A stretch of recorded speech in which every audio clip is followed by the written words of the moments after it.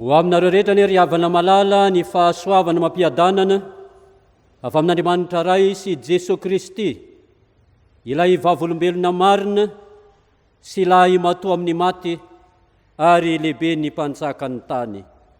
Amen. Dia ampivaliana indray ry havana malala no iarabanantsika mpianakavin'ny finoana rehetra mahatratra ity anio alahady fa 9 Aprily 2024 ity. Alahady izay natokany efitsika ho alahady ny topaza na ny tobim-panabeazana ny zaza eo anivony efitsika ka dia manasa antsika rehetra hanaraka izao fanompoam-pivavahana izao.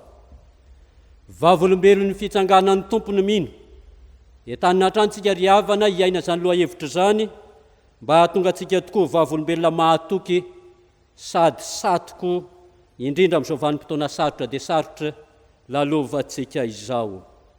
Raiso ary ny baibolinao raha havako fa hideran'Andriamanitra amin'ny Salamo isika.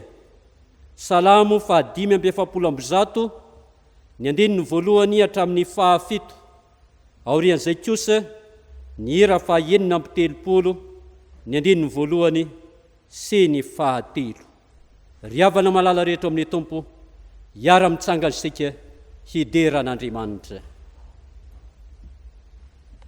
Salamo 570, 1 hatramin'ny 7, hiarahantsika mamaky amin'ny anaran'ny Tompo.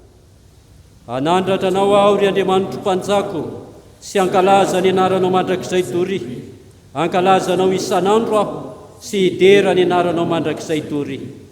Lehibe Jehovah ka tokony hoderaina indrindra, ary tsy takatry ny saina ny fahalebiazany. Ny taranaka rehetra samy hidera ny asanao amin'izay mandimby azy, sy hanambara ny asanao lehibe. Nilaza ny voninahitrao sy ny fiandriananao, sy ny asanao mahagaga no saintsaingy. Ny hery ny asanao mahatahotra no tenenin'ny olona, ary ny fahalebiazanao no lazaiko. Anonona ny fahatsiarovana ny haben'ny fahatsaranao izy, sy ioby ny fahamarinanao. Amen.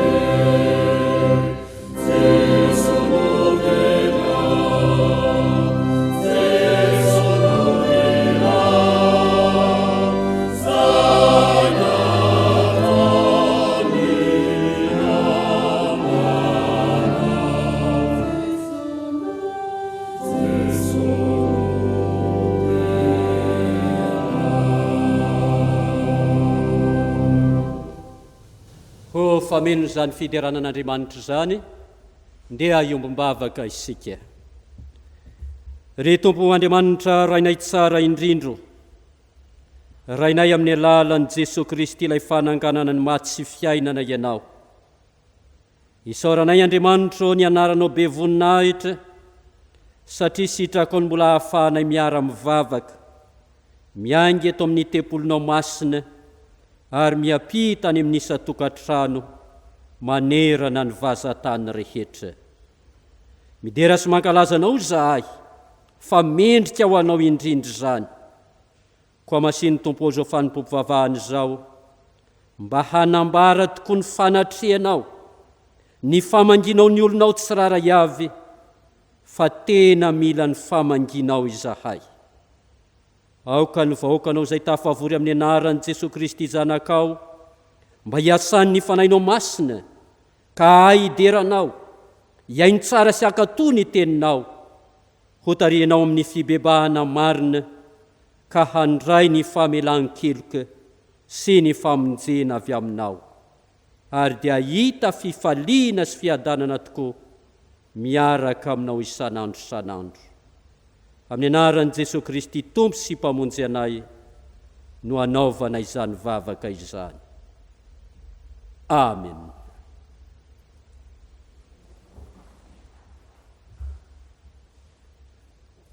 Aorian'ny fanambarana ny sitrapon'Andriamanitra sy ny vavaka fiekekeloka, ny hira 724. Hira 724, aorian'ny sitrapon'Andriamanitra sy ny vavaka fifonana. Eny amin'ny fanajana ary, eritrereto lalina, izao teny manambara ny sitrapon'Andriamanitra izao, izay voarakitra amin'ny soratra masina. Koa amin'izany, sikino ny sainareo, ka mahonona tena, ary antenao tsara ny fahasoavana izay hoentinao anareo amin'ny sehoan'i Jesosy Kristy.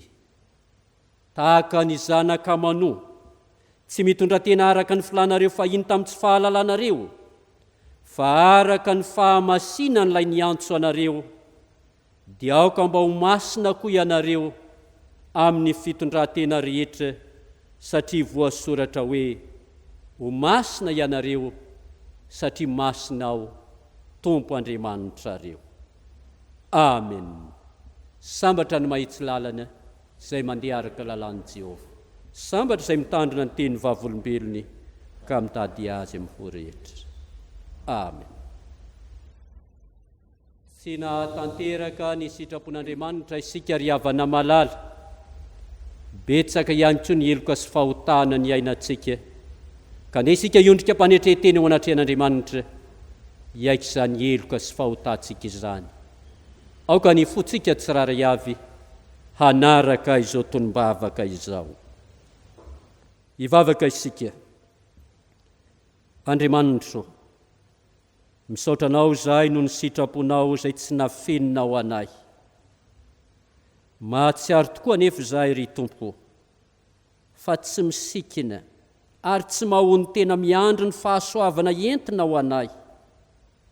Toa miravoravo tanana sy mila ho ketraka azy indraindray. Mifona aminao izahay Andriamanitra, mamelà ny elokay, mamindrafo aminay, vonjeo izahay, ka diovy sy hamasino amin'ny fanahinao masina, ary ampaherezo indrindra koa mba hanao ny sitraponao. Andriamanitra masina ianao, sitrakao indrindra izahay zanakao, mba ho masina tahaka anao. Indrisy anefa Tompo, manjaka eo amin'ny fiainanay ny fitondran-tena tsy mendrika, malotomolotra izahay, ary eto amin'ny firenena malotomolotra no itoeranay. Ko mamelà eloka Tompo, mamelà ny elokay tsiraray avy, mamelà ny eloky ny firenenay, mamelà ny eloka izao tontolo izao. Fa amin'ny anaran'i Jesosy, maty ny soloelokanay teo ambony hazo fijaliana, no hanaovanay izany vavaka izany. Amen.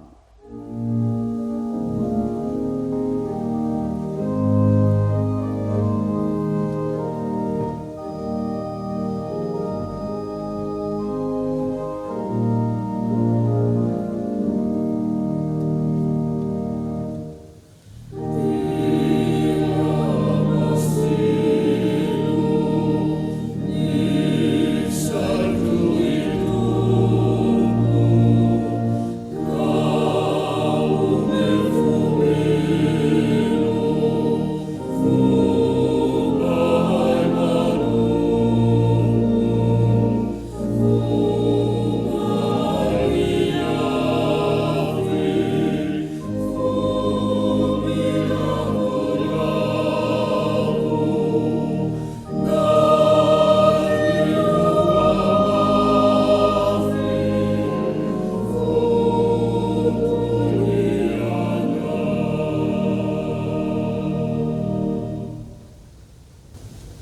maorian'ny famelan-keloka ira fa 7 ny andiny voalohany sy ny fahatelo.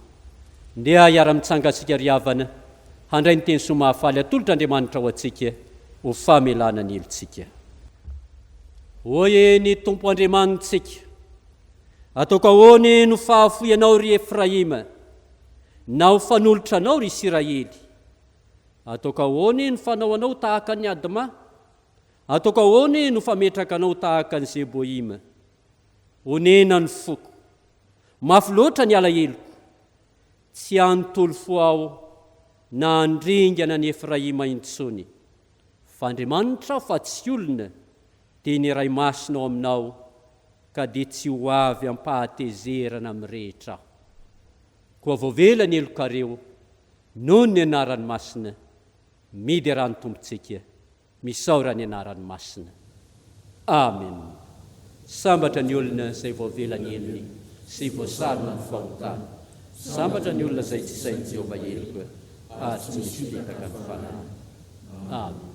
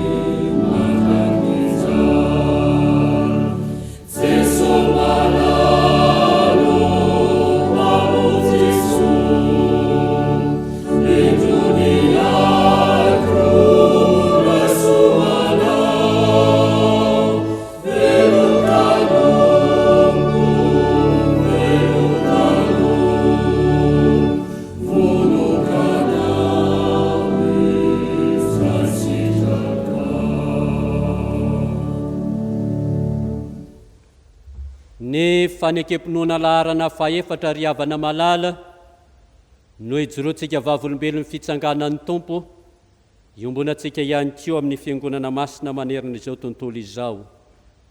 Fanekempinoana laharana faefatra ifandimbiasantsika ny fanaovana izany. Manambara ny finoantsika an' Jesosy Kristy isika dia araka ny tenin'ny Jaona mpanao batisa hoe: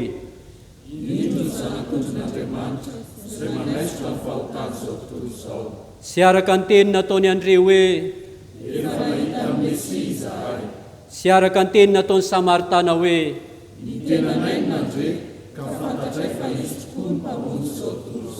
sy araka ny teny nataony Petera hoe: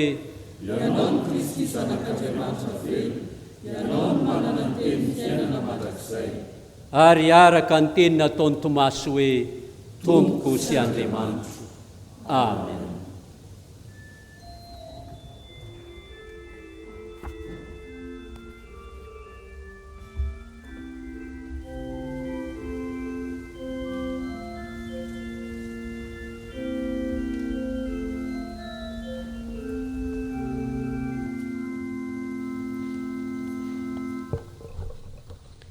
Tonga eto amin'ny fotoana ny ankizy sy ny tanora izay atolotry ny sampana sekoly alahady isika izao. Iaraka hivavaka isika. Ry Tompo rainay any an-danitro, rainay amin'ny alalan'i Jesosy Kristy zokinay. Feno fisaorana sy fankasitrahana anao fonay ankehitriny fa mbola nomenao izao tombonandro izao, azonay mandray ny teninao sy mandray ny afatra avy amin'izany teninao izany. Aidiny ny fanainao masina hiasa mahery aty anatinay tsirairay avy, ary sokafo ny masom-panahanay mba azonay mandray sy mitahiry ary miaina izany teninao izany. Amin'ny anaran'i Jesosy, amen. Andeha hiaraka hanokatra ny baibolintsika isika ao amin'ny Deutéronomie, toko 30 ny andininy 7. Deutéronomie toko 30 andininy 7. Amin'ny anaran'ny Tompo. Miantso ny lanitra sy ny tany aho, anio vavolombelona aminareo, fa efa nataoko teo anoloanao ny fiainana sy ny fahafatesana, ary ny fitahiana sy ny fanozonana, koa mifidiana ny fiainana mba ho velona ianao sy ny taranakao. Araho ane ity tantara kely ity azontsika mandray izay afatra tiana ambara ao anatin'izany teny izany. Raha nandeha nitsangatsangana teny Andrendrano ity tovolahy iray dia sendra loza tampoka teny avoan-drano teny ka latsaka tao anatin'ny renirano mandeha. Soa ihany anefa fa nisy vatankazo lehibe nitsingevana ka anyeriny dia nitazona sy namikitra mafy tamin'io hazo io. Tsy nampoziny anefa fa ay tao aloha tao misy rian-drano sy antsana lalina ny andry azy, ka raha sanatria latsaka tao amin'io antsana io izy dia ho faty tokoa. Tsy tapitapitra izay anefa nisy olona ny azakazaka sy ny antsoantso-mafy teny amin'ny tanety no sady nanipitady mazaka amonjena n'ity tovolahy ity. Raiso intadiny fa antsana be ny ao aloha ao izy ireo.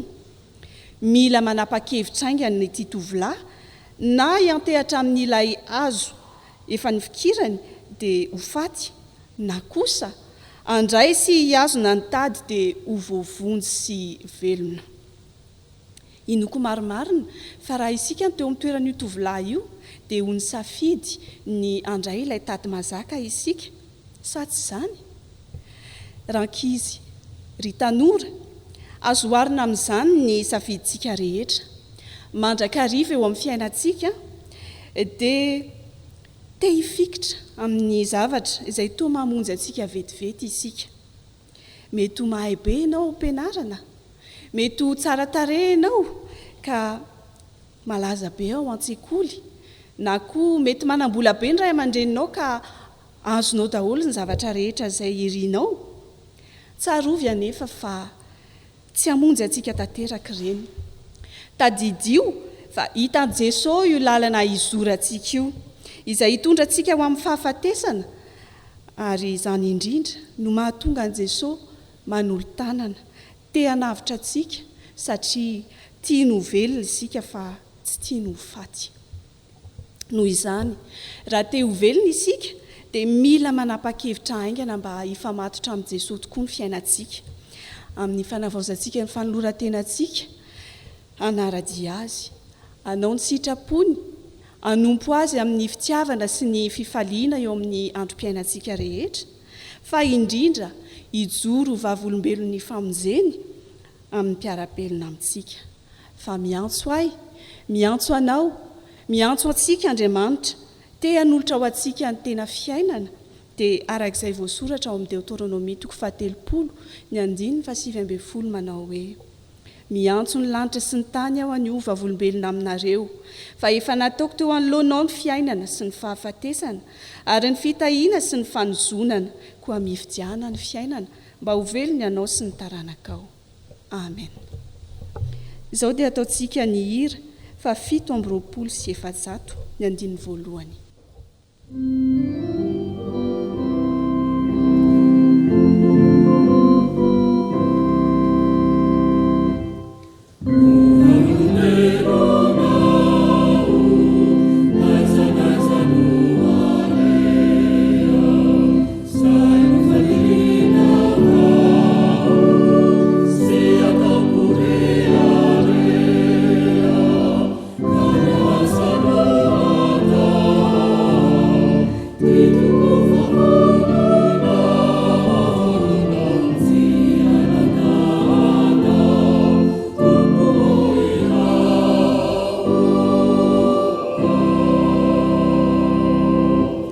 dia ho an'andriamanitra rery an'ny voninahitra.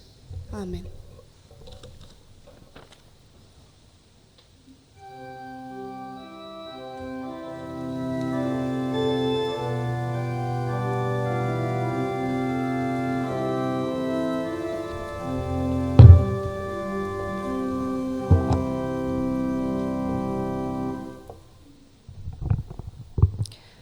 Manonona ny anaran'ny ny fiadanan'ny tompo amin'ny anaran'ny Jesosy Kristy velona ry havana, ary dia manolotra mpifaliana ny rarahan'ny fiangonana tonga eto am-pelatananay.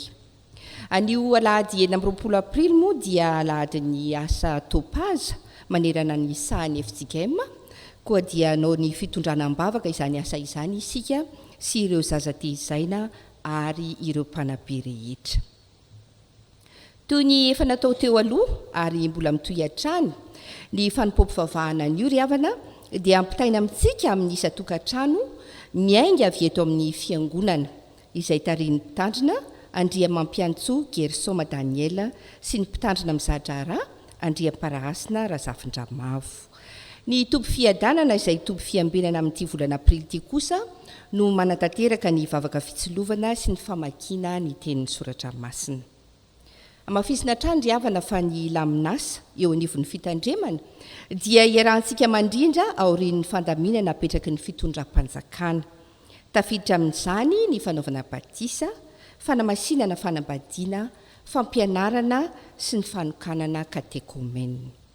Raha sanatria kosa ry havana misy ny fahoriana dia miantso ny tonian'ny akany, ary ny mpitandrina mivady miaraka amin'ny diakona fiambenana efatra no manatanteraka ny famangina sy ny fanompom-pivavahana fanomezam-boninahitra an'Andriamanitra, fampahirezana ny fianakaviana izay atao eny an-toerana ihany ny andro ny fandevenana. Mahakasika ny adidy masina, asa sy finoana sy ny kitapo iombonana. Ho an'izay maniry hanatanteraka izany dia afaka mandefa izany any amin'ny tompona andraikitry ny vola miditra, Andriamatora Kotoary Velomanitra izy ireo amin'ny alalan'ny vola telma laharana 034 31 274 17 na koa ny Airtel Money 033 11 434 51 na Orange Money 032 77 772. Na koa ry havana amin'ny alalan'ny versement na virement any amin'ny banky any amin'ny compte-ny fitandremana araka ny hitantsika eo amin'ny fafana moa zany ny banque BMOI Antaninarenina amin'ny anaran'ny Tranovato Faravohitra. Hitantsika eo amin'ny fafana daholo izany laharana voalaza rehetra izany. Eto ry havana dia efa isaorana ireo izay efa nandefa araka izany fa efa voaray soma tsara. Misaotra ny sampana vondrona fototra laika isika fa voaray ihany koa ny chèque 1 million d'ariary adidy kitapo iombonana toy ny efa fanaon'izy ireo isan'ny taona izany. Dia mbola manasantsika mpianakavy ny finoana hatrany amin'ny heriny an'io ry havana alahady 3 Mey amin'ny 10 ora fiaraha-miombom-bavaka toy ny ataontsika amin'ity an'io ity. Noho ny fahamehana ara-pahasalamana misy eto amin'ny firenena dia manaraka ny toromarika avy amin'ny fitondram-panjakana hatrany isika fiangonana. Miara-mientana amin'ny fiarovana ny tena sy ny fiarovana ny hafa mba tsy hiparitahan'ny valana retina, ary mitondra ambavaka hatrany ireo marary sy mitondra ny tsy mokaretina indrindraindrindra ny firenentsika. Indro ny filazana manjo voaray. Fa Kristy no antony hahavelomako ary ny fahafatesana no azoko tombony. Amin'ny finoana sy fanantenana ny fitsanganan'ny tena maty no ampandrenesanay ianareo ny fodimandry ny ava-malalanay Rakotoary Manga Gilbert mpitandrina rehefa nivahiny 7 taona teto an-tany. Hoy ny vadiny Ravaloarsoa Yvonne mpitandrina ary ny fianakaviana manontolo. Ny fandevenana dia notanterahana ny alakamisy 13 aprily rehefa avy nanaovana fanompom-pivavahana ho fisaorana an'Andriamanitra sy ho fampahirezana ny fianakaviana tao amin'ny trano fonenany l'OMS 74 Masinandriana Ilafy taloha nametrahana azy tao amin'ny fasan-drazany tany Alarobia Vatosola Andramasina. Ny famangin'ny fiangonana ry havana dia efa notanterahana tamin'ny alarobia 20 aprily lasa teo. Izay no raharaha eto am-pelantanantsika ho an'Andriamanitra irery ihany ny voninahitra. Amen.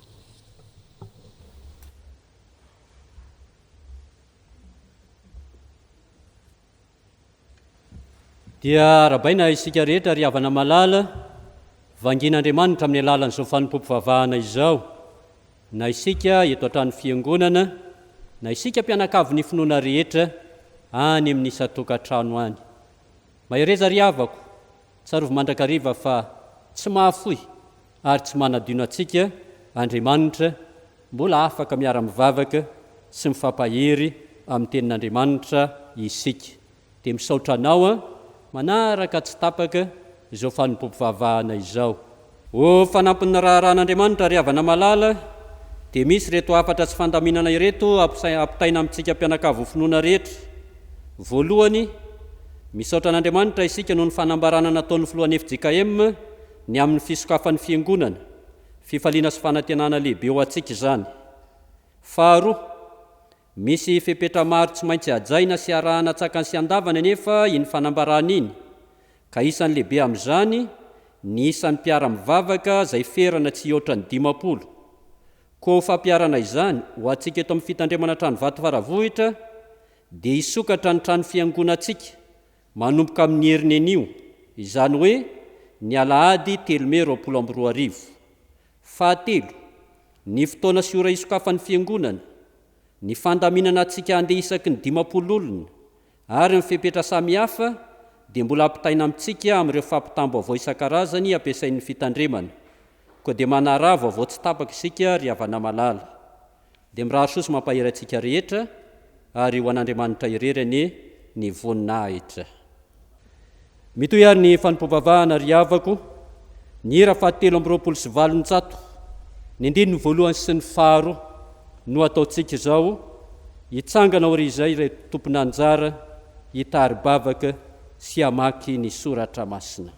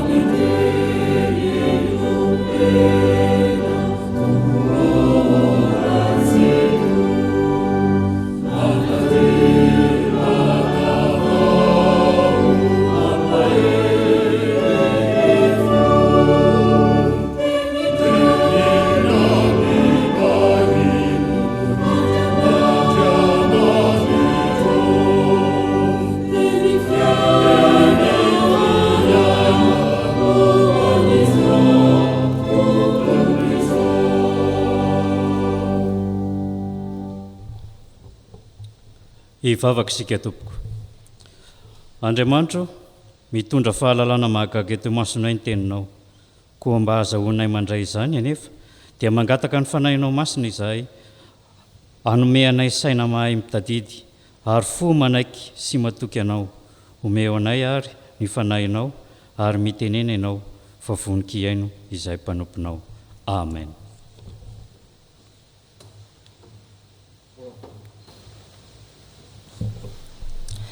Iaraka maky ny tenin'ny soratra masina isika, izany dia hita ao amin'ny testamenta taloha, ao amin'ny Isaia 4:20, andininy 2:20 hatramin'ny 7:20. Amin'ny anaran'ny Tompo, Jehova avo ny tananao nefa tsy jeren'ireo, tsy maintsy ho jereny ihany anefa ny fahasari-piaronao amin'ny olonao, ka homenatra izy. Eny, afo no andevina ny fahavalonao. Jehova manorina fiadanana ho anay ianao, fa ny asanay rehetra dia tanterahinao ho anay. Jehova Andriamanitray tsy ianao ihany no efa nampanompo anay, fa tompo hafa koa. Nefa ianao irery ihany no azahoanay mankalaza ny anaranao. Ny maty tsy ho velona intsony, ny matotoa tsy mba hitsangana, fa novalianao izy ka naringanao, sady nolevoninao avokoa ny fahatsiarovana azy. Nampitombo ny firenena ianao, Jehova eny, nampitombo ny firenena ianao ka nahazo voninahitra ho anao. Nitarinao alalaka avokoa ny faritry ny tany. Jehova noho ny azo pahoriana izy dia nitady anao, noho ny ara-ny fahamaizanao izy dia nanao vavaka hanan-kapo.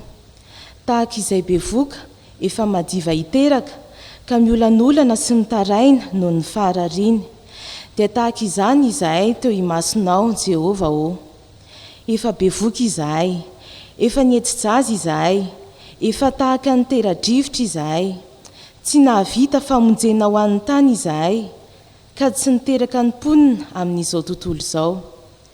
Ho velona indray ny olonao izay efa maty, ny fatin'ny oloko hitsangana, koa mifoaza sy miobi, ianareo izay mandry ho amin'ny vovoka. Fa ny andonao dia tahaka ny andon'ny fahazavana, ary ny tany hiteraka ny maty. Amen.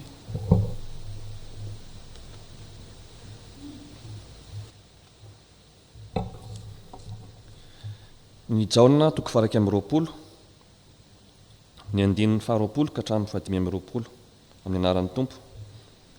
Dia nitodika i Petera ka nahita ny mpianatra izay teny Jesosy manaraka, dia le niankina tamin'ny tratrany tamin'ny sakafoana ka nanao hoe, Tompoko, iza no amadika anao? Koa rehefa nahita azy i Petera dia hoy izy, Tompoko, inona no amin'ity lehilahy ity? Hoy Jesosy taminy, raha tiako hitoetra izy mandra-piaviko, ahoanao zany? Fa manara ahy ianao. Ary niely tamin'ny rahalahy izany, fa tsy ho faty izany mpianatra izany, nefa Jesosy tsy nilaza taminy fa tsy ho faty izy. Fa raha tiako hitoetra izy mandra-piaviko, ahoanao izany? Izy no ilay mpianatra izay vavolombelona, manambara izany sy nanoratra izany. Ary fantatsika fa marina ny fanambarany. Ary misy zavatra maro hafa koa izay nataon'i Jesosy, ka raha voasoratra tsirairay avokoa izany rehetra izany, ataoko fa izao tontolo izao dia tsy omby ny boky voasoratra. Amen.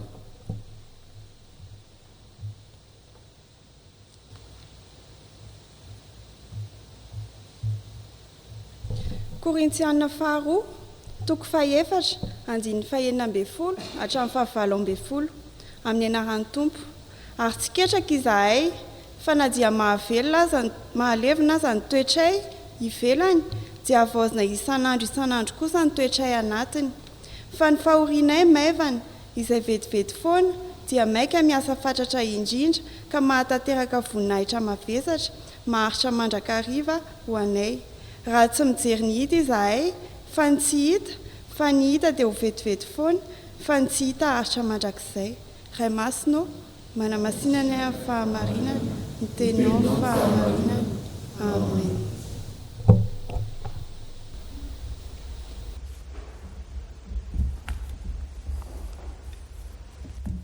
Hitsangana isika riavana hanao ny hira fa 7:7 voalohany dia hotoriana ny tenin'Andriamanitra.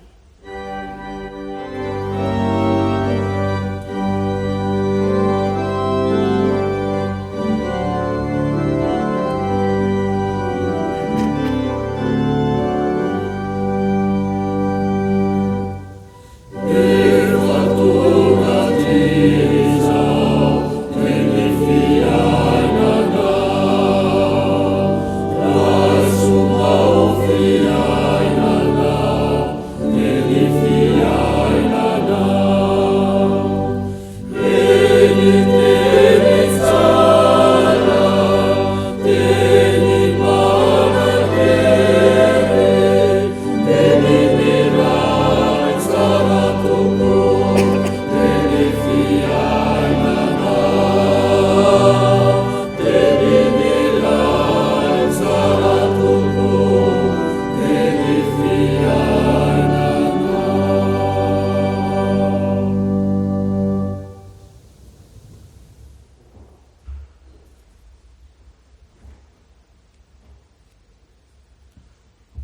ry kristianina havana hanapaka lalandavampotsika ane ny fiadanan'i Kristy.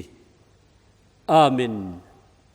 Amin'izao famaranana ny loha hevitra vavolombelon'ny fitsanganan'ny tompony mino zao ry havana malala dia ny Koritianina 2:4 andiny 9:12 ka hatramin'ny 9:12 no afatr'Andriamanitra ampitaina sy ampahirezana atsika rehetra. Mahafaly indrindra raha sokafanao eo ambany masinao ny Baiboly. Koritianina 2:4 ny 9:12 ka hatramin'ny 9:12. Ary mba hampitoetra betsaka ny tenin'Andriamanitra ao am-potsika ry havana dia andeha mbola verenantsika vakina indray mandeha ireo andininy 3 ireo. Koritianina 2:4 andininy 9:12 7:12 8:12. Vakitsika rehetra amin'ny anaran'ny Tompo. Ary tsiketraka izahay fa na dia mialevina aza ny toetra ivelany dia avaozy ny isanandro kosa ny toetra ianatiny. Fa ny fahorianay maivana izay vetivety foana dia maka miasa fatratra indrindra ka mahatanteraka voninahitra mavesatra maharitra mandrakizay ho anay. Raha tsy mijery ny hita izahay fa ny tsy hita, fa ny hita dia ho vetivety foana, fa ny tsy hita no haharitra mandrakizay. Amen. Paoly apôstôly ry havana malala raha manoratra ho an'ny kristianina ny Korinto, na ny Koritianina 1 zany na ny Koritianina 2, akoatran'ireo fandaminana sy fampahirezan'ny fiangonana dia averimberiny mandrakariva amin'ireo epistily anankiroa ireo reto foto-kevi-dehibe anankiroa reto dia ny amin'ny fitsanganan'ny maty sy ny maha-apôstôly irak'Andriamanitra azy. Raha mamaky isika amin'ny Koritianina 1, Koritianina 2, akoatr'izay fandaminana sy fampahirezana ny kristianina dia averimberina foana ny amin'ny fitsanganan'ny maty, ary averimberiny Paoly ihany koa ny maha-apôstôly azy, mahiraka vavolombelona azy. Ka amin'izany mahiraka vavolombelona ny Paoly zany amin'ny maha-apôstôly azy zany dia efa tena hiainany sy velomany ety an-tany ny fiainan'an-danitra. Hiainany ety an-tany ny fiainan-danitra ary dia nanana fahasahiana sy fahavononana hiatrika ny zavatsarotra sy manahirana rehetra izy. Amin'izany hoe Paoly apôstôly mivelona sady dia ny ety an-tany ny fiainan-danitra zany no anaovan'ilay fanambarana miezinezina ngezabe. Jereo kely ange ery amin'ny 9:9 ka hatramin'ny 9:10 amin'ity Koritianina 2:4 ty ihany. Ilay fanambarana miezinezina hoe rehefa miaina tsara ny fiainan-danitra dia ny ety an-tany dia hoy ny fanambarany hoe vogeja manodidina izay nefa tsy tery, very hevitra nefa tsy mamoy fo, enjehina nefa tsy nafoy, potraka nefa tsy maty, mitondra ny fahafatesan'i Jesosy mandrakariva ao amin'ny tena izahay, mba aseho amin'ny tenanay koa ny fiainan'i Jesosy. Fa izahay izay velona dia atolotra ho amin'ny fahafatesana mandrakariva noho ny amin'i Jesosy, mba aseho ao amin'ny nofonay mety maty koa ny fiainan'i Jesosy. Izay le miaina sahady dia ny ety an-tany ny fiainan-danitra ka manana fahasahiana lehibe tokoa. Ary dia eto amin'ity 9:12 ka hatramin'ny 9:12 perikopandroany ity dia asongadin'ny Paoly apôstôly ny fifanoheran'ireo fiainan-danitra sy fiainana an-tany ireo. Jereo tsara nge raha mandinika isika ilay 9:12, 7:12, 9:12 dia misy teny anankiroa mifanohitra hatrany hatrany eo. Misy teny anankiroa mifanohitra hatrany hatrany eo. Eo amin'ny 9:12 toetra ivelany sy toetra anatiny. 9:7 fahoriana maivana, voninahitra mavesatra. 9:12 ny hita sy ny tsy hita. Ary dia mbola misy koa amin'io 9:12 io ny vetivety foana sy ny maharitra mandrakizay.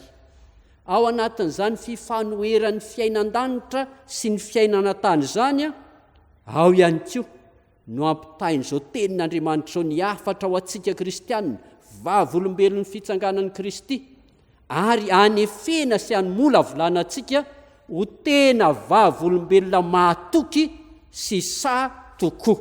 Mampianatra antsika, mampahery antsika ary manefy antsika ity perikopandroany ity, ahatonga antsika ho tena vavolombelona mahatoky sy sa tokoa, indrindra amin'izao vanim-potoana diavintsika izao. Ry havako malala, mba hahatongahy, mba hahatonganao ho tena vavolombelon'ny fitsanganan'i Kristy tokoa, vavolombelona mahatoky, vavolombelona sa, dia misy hery telo lehibe ampitainy ity tenin'Andriamanitra ity ho anao, sady anefena anao ihany koa. Reto zany hery telo lehibe zany. Voalohany, ny herim-panavaozana isan'andro. Faharoa, ny herim-pahoriana mandalo vetivety. Fahatelo, ny herim-pinoana mijery ny tsy hita. Mba ho tadiditsika ilay lohahevitra ry havako, dia mba haverina kely vetivety, rehefa mijanonao dia mameriny ianareo. Reto ny hery anefen'Andriamanitra sy amolavolanao ho vavolombelona mahatoky sa. Voalohany, ny herim-panavaozana isan'andro. Avereny ry havako. Faharoa, ny herim-pahoriana mandalo vetivety. Fahatelo, ny herim-pinoana mijery ny tsy hita. Andeha ary havako jerentsika ireo hery omen'Andriamanitra antsika miainga amin'ny tenin'Andriamanitra ireo, dia ao aorianan'izao afatra izao tena ajoro ianao ho vavolombelona mahatoky sy sa tokoa. Voalohany, ny herim-panavaozana isan'andro. Verenantsika ihany no famakiana ny teny ny 9:5. 9:5 amin'ny anaran'ny Tompo. Ary tsy ketraka izahay, fa na dia mihalevina aza ny toetra ivelany, dia avaozina isan'andro kosa ny toetray anatiny. Ny toetra ivelany ambaran'ny Paoly apôstôly eto dia ny nofo mora reraka, ny vatana mora trotraka. Io ilay ambaran'ny Paoly apôstôly ihany koa ao amin'ny Korintianina 1:5 hoe tena ny ety tany. Ity nofo izay lazony taona mifandimby ka miareraka miaosa ary tonga hatrany amin'ny fahafatesana. Ary zany ny fiainan'ny olombelona ry havana. Tsy misy ny hoe rehefa mandroso ny taona ka mialehibe dia hatanjaka, fa miaosa, miareraka, mialevina zany toetra ivelany, toetra ara-nofo, fiainantsika ara-batana izany. Ny toetra anaty kosa dia ilay fanahy maha-olona, ilay fiombona antsika amin'i Jesosy Kristy. Io ilay fiainan-danitra izay averin'ny Paoly apôstôly mandrakariva ao amin'ny fampianarany. Fiainan-danitra, iainana sy santarina sahady dieny ety tany ho an'izay miombona amin'ny Kristy. Io fiainam-panahy, fiainana iombonana amin'ny Kristy io no avaozina isan'andro ary ahatonga ny mpanompon'Andriamanitra izay vavolombelon'i Kristy ho tena sa sy mahatoky tokoa eo amin'izay niantson'ny Tompo sy nifidianan'ny Tompo azy eo anivon'izao tontolo izao. Ny fanahy masina ry havana izay napetrak'Andriamanitra ao am-poniny mino, izay ny manavao ny fiainam-panahiny, mampiombona azy isan'andro amin'ny Kristy, ka hahatonga azy tsy ho ketraka, tsy ho reraka, tsy ho kivy, na inona miseho, na mafy na mora, ny toe-javatra lalovany eo amin'ny fiainany andavanandro, ary indrindra amin'ny fijoroana vavolombelon'ny fitsanganan'i Jesosy Kristy. Ahoana no ahazahoana zany herim-panahy, fiainan-danitra, satariny ety tany ahazahoana hery mahagaga zany? Tsy misy afa-tsy ny fiainan-bavaka, ny fiainana ny tenin'Andriamanitra, toy izao ataontsika isan-kalady izao, ny ampaherezana antsika any amin'ny tokantrano, iaina mivavaka, iaina amin'ny tenin'Andriamanitra, satria ao mivavaka sy ny tenin'Andriamanitra omban'ny fitarehan'ny fanahy masina no anavaozan'Andriamanitra isan'andro ny fiainam-panahintsika, ka tsy akivy na aketraka antsika eo amin'ny fijoroantsika vavolombelona. Faharoa ry havako, inona moa ilay faharoa? Ny herim-pahoriana mandalo vetivety. Ny herim-pahoriana mandalo vetivety dia hanefen'Andriamanitra sy tezan'Andriamanitra antsika ho vavolombelona mahatoky sisa eo amin'ny fiainana andavanandro, ho vavolombelona mahatoky sisa indrindrako ny amin'ny fitsanganan' Jesosy Kristy tamin'ny maty. Mba tsy haverantsika ry havako, dia ndeha mbola iverenantsika vakina indray ny 7:50. 7:50 miaraka isika rehetra amin'ny anaran'ny Tompo. Fa ny fahorianay maivana izay vetivety foana dia maika miasa fatratra indrindra ka mahatateraka voninahitra mavesatra maharitra mandrakizay ho anay. Fantatsika loatra ry havako malala fa i Paoly apôstôly dia nanao reare ny hazo fijalian'i Kristy. Ny hazo fijaliana no reharehan'ny Paoly apôstôly, ka dia aseho mazava tsara eto etsy an-daniny fa ny fahoriana, ny fijaliana eto an-tany dia maivana ary vetivety monja. Mampitaha eto Paoly apôstôly ny faharetan'ny fiainana eto an-tany sy ilay fiainana any an-danitra. Vetivety monja ny eto an-tany. Ary ny mpanao salamo aza dia milaza fa 70 taona ary raha tahiny mateza 80. Izany voafetra ny fotoana fa ao amin'Andriamanitra ilay fiainana iombonana amin'ny Kristy, ilay fiainana mandrakizay iainantsika rahatra izay tsy voafeny fotoana fa mandrakizay maharitra tsy misy fetra ary fifaliana sy fiadanana. Izany no ampianariny soratra masina antsika iaina mandrakariva izay fiaina an-danitra maharitra mandrakizay izany. Etsakilany koa dia ampianariny Paoly mazava tsara fa ny herin'ny fahoriana sy ny fijaliana dia manosika sy mahamolavola izay zoim-pahoriana hitodika sy hitolona amin'Andriamanitra. Ary izay ny lafiny mahatsara ny fahoriana izay mandalo amin'ny fiainana ry havana, manosika ny olona, mitarika ny olona, hitodika amin'Andriamanitra, hitolona mambavaka, ary dia hanamafy ilay fiombonam-piainana amin'ny Kristy, ka nao anatin'ny fahoriana sy ny fijaliana aza mahita fifaliana sy fahasambarana ka tsy ketraka ary tsy trotraka eo anatrehan'ny zava-misy izay mandalo sy miatra eo amin'ny fiainany. Ary dia tsy mahagaga fa vavolombelona izany tokoa ange izao fahoriana, fitsapana mahamay mahazo atsika izao, mahazo ny firenena, mahazo izao tontolo izao fa tena mitarika ny olona ho amin'ny tena fitolomana mambavaka fanakekezana bebe kokoa amin'Andriamanitra izany. Fahatelo farany ry havako, mba hanefen'Andriamanitra atsika ho vavolombelona mahatoky sisa tokoa dia eo indrindra ny herim-ponoana mijery ny tsy hita. Herim-ponoana mijery ny tsy hita. Andeha mba ho vakintsika faran'ilay 7:50 ry havako malala. 7:50 amin'ny anaran'ny Tompo. Raha tsy mijery ny hita izahay fa ny tsy hita, fa ny hita dia vetivety foana, fa ny tsy hita maharitra mandrakizay. Ny finoana no hijerena ny fiainan-danitra. Ny finoana no andraisana sy iainana ny fiainan-danitra. Dia ilay fiainana iombonana amin'ny Kristy dia eny ankehitriny ary iainana amin'ny voninahitra maharitra mandrakizay rahatra izay ka tonga miverina indray ny amin'ny raolanitra Jesosy Kristy.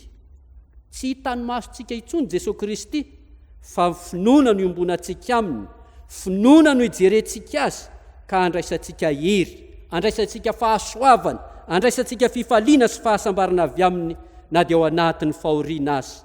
Izany indrindra ry havako nahatonga an'i Jesosy hiteny raha niseho tamin'ny mpianatra izy ka niteny manao hoe sambatra izay tsy nahita nefa nino. Tsy mahita an'i Jesosy Kristy intsony isika fa ny finoana no hibanjinantsika azy, ny finoana no hijerentsika azy ka hamboleny Jesosy Kristy eo amin'ny fiainantsika ny fiainany hahatonga antsika hahatanteraka tokoa ilay hira faha-valopolo sy efajato andininy fahatelo izay novetesika teo hoe ry Jesosy Tompo, aoka ny foko sy ny fonao hiara-mitempo tena iray, aoka ny saiko sy ny sainao iray safidy mandrakizay. Ry avako malala rehetra amin'ny tompo, sitraky ny tompo iaina zany fiainany miaraka amin'izany isika, ahery amin'ny finoana ka iompi-piainana aminy atsiaro tokoa ho mpandresy eo amin'ny fiainantsika manontolo.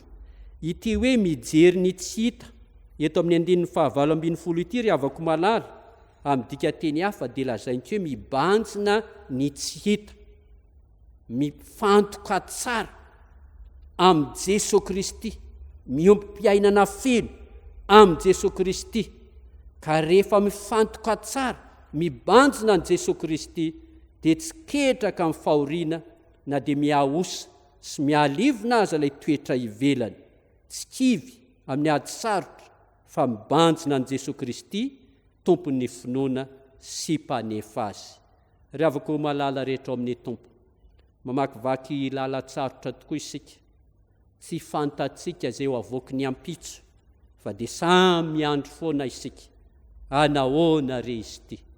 Ao anatin'izany tsy hahafantarana ny ampitso izany, ao anatin'izany fiandrasana izay seho amin'ny ho avy izany, manefy, mampahiry, mampianatra atsika izao tenin'Andriamanitra izao: mijoro tsara ho vavolombelona mahatoky sisa ny amin'ny fiainana andavanandro, vavolombelona mahatoky sisa ny amin'ny fitsanganan'i Jesosy Kristy, dia mahireza sy matoky fa manavao atsika isan'andro isan'andro ny fanahy masina, ny fahoriana izay mandalo vetivety ankehitriny, dia manefy atsika olony vavaka, olony tenin'Andriamanitra, ary ny finoana izay ibanjina atsika an' Jesosy Kristy dia mampahery sy manome fifaliana ary mamboly fanantenana tsy azo ozongozonina ao anatitsika.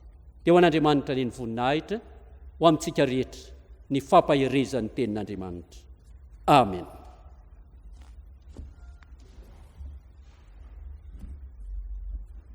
Rai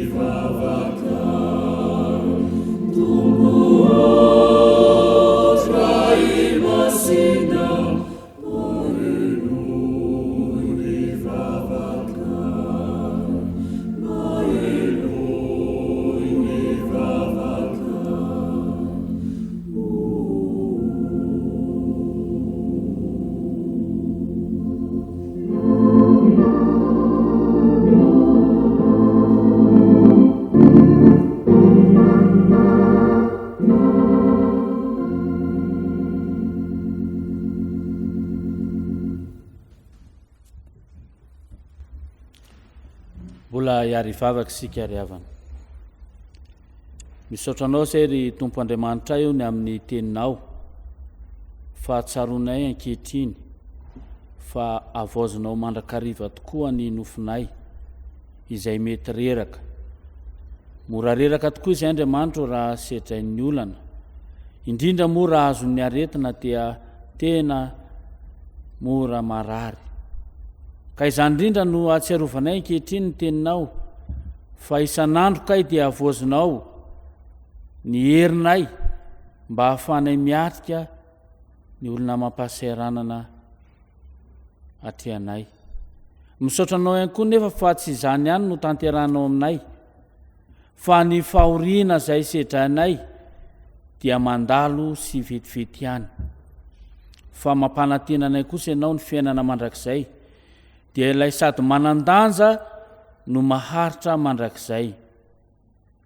Ny tenao ihany koa Tompo no nampafantatra anay fa ny herim-ponoana ihany no ahafahanay mijery zany fiainana atolotra ao anay izany. Ny herin'ny finoana ihany no ahafahanay mamantatra izay miafina ao ambadiky ny fahafatesana.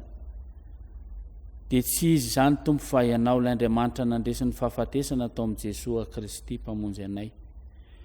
Misaotranao zay ny amin'izany teninao izany fa tsaronay mampiorina ny finoana, mampiorina ny fanantenanay indray izany. Ary ankehitriny izay dia masahy mijoro vavolombelona ny amin'ny fahavelomanao Andriamanitra fa efa nomenao anay izany hery rehetra izany. Anananay toky, anananay ny hery anambara horetan'ny Rendanitra fa velona ianao Andriamanitra. Ankehitriny izay Andriamanitra dia miombina amin'izao vavaka fangatahana izao. Koa meteza ianao Andriamanitra en'ny fangatahanay.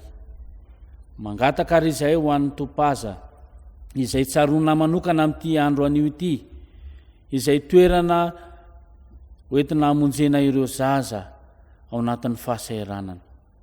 Mangataka izay Andriamanitra ho an'ny tompon'andraikitra rehetra ao anatin'izany topaza izany, mba ho fenonao ny hery, omenao ny tanjaka ahafahan'izy ireo mitaiza sy mikarakara araka ny sitraponao ireo zaza rehetra tezaina amin'izany toerana izany. Mangataka ihany koa anefa izay ho amin'ny fiombonan'ny fiangonana mba samy anao zava-dehibe ny anoanana izany toerana izany, ka tsiaro fa ny asa tanterahana amin'ny sahirana dia tahaka ny miasa ho anao Andriamanitra, dia tombohy ny herin'ny fiangonan'Andriamanitra anatanterahana izany. Mivavaka izay ho an'ny mpitondra fiangonana rehetra, indrindra ny mpitondra ny FJKM. Fantatrao ny adi-panahy sedrain'izy ireo manoloana izao ady sarotra iainan'ny fiangonana izao. Tompo, ny fahendrena avy amin'ny fanainao masina no irinay ao amin'izy ireo, ananany fitondran-tena miendrika ny filazantsaranao, ka hiaro ny voninahitra ao Andriamanitra amin'ny alalan'ny fiangonana. Ampiseho fahendrena, ampiseho fahamatorana, ary hitandro hatrany ny fiombonan'ny mpino tsy ho rava. Koa dia mitahia azy ireo Andriamanitra, ny filohan'ny FJKM mamivady izany, ny birao ny mpiandraikitra fohibe, ny mpiandraikitra fohibe, ny président synodaly, ny mpitandrina rehetra, dia ianao anome fahendrena ny tsiraray avy ka ho hivoaka ho mpandresy tokoa izay. Mivavaka izay Tompo an'ity firenenay ity, fantatrao ny tebitebitsaina, fantatrao ny orooro manjaka eto amin'izao tanina izao, sy ny amin'ny aretina ihany anefa fa ny amin'ny asa ndalo azy, ny amin'ny asa ataon'ny ratsy, fandrobana, fanendahana sy ny maro hafa, dia mena izany isan'andro izay Tompo. Koa ny fiadananao Jesosy Kristy ilay nitsangana amin'ny matiny ho amin'ny isa-tokantrano, ho amin'ny isam-batan'olona, ahatsiarovana tokoa fa tena Andriamanitra ny malagasy ianao. Mivavaka izay Tompo ho an'ny tokantrano rehetra, mpiombina aminay eto amin'ity fitandremana ity, naizanaiza misy azy, na ny eto an-tanirazana izany, na ny ampitan-dranomasina. Ianao mahita ny tsirairay avy, ianao mahalala ny zava-misy, ny angatahanay aminao Tompo, dia ny ampirenao mandrakariva ny finoanay ahafahanay miombona ao amin'ny fanandratana ny vononay trao dia mino izay tompo fa mihaino mivavaka ianao jereo ny marary ka sitrano jereo ny mananolana ka omeo izay vahaolana sahaza azy jereo ny ao anatin'ny fahoriana aza velitanondrika fa ny fanantenana izay efa nomenao anay tamin'ny alalan'ny teninao androany no ampitoero amin'ireo izay manam-pahoriana rehetra ka ho vavolombelon'ny fitsangananao Jesosy Kristy. Dia indreto ary izay Andriamanitra miombona amin'ny vavaka efa nampianarinao manao hoe rainao izay ny an-danitra ho amasina ny anaranao ho tonga ny fanjakanao ataony ny sitraponao ety an-tany tahaka ny an-danitra meo anay nio izay nasaza ao anay ary mamelany elokay tahaka namelanay izay meloka taminay aza mitondrana amin'ny fakapanay manafahanay amin'ny ratsy anao ny fanjakana sy ny hery ary mivononay hatramandrakizay. Amen.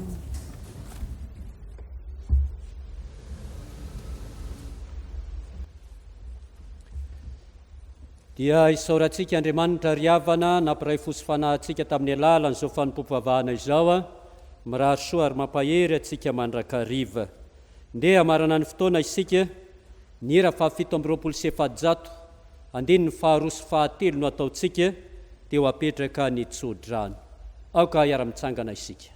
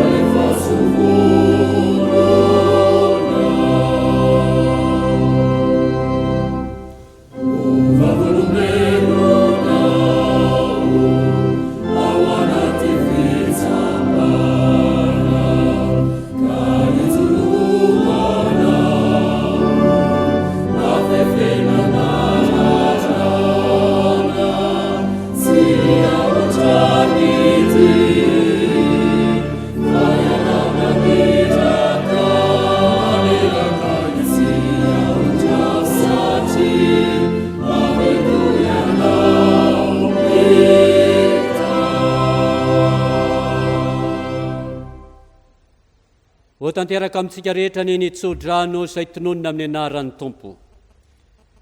Ary Andriamanitra ny fahasoavana rehetra izay efa niantso anareo any mivonina mandrakizay ao amin'ny Kristy, rehefa niaritra fahoriana vetivety ianareo, dia izy no ahatanteraka sy ampiorina ary ampitoetra anareo ho azy ny fanjakana mandrakizay ho aminareo ny fiadanana. Amen. Mipetraka mivavaka mangina isika.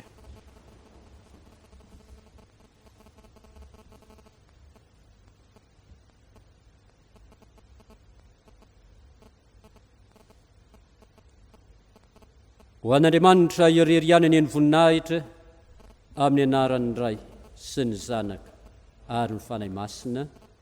Amen. Dia miraso antsika rehetra ry havana samia tahin'ny Tompo.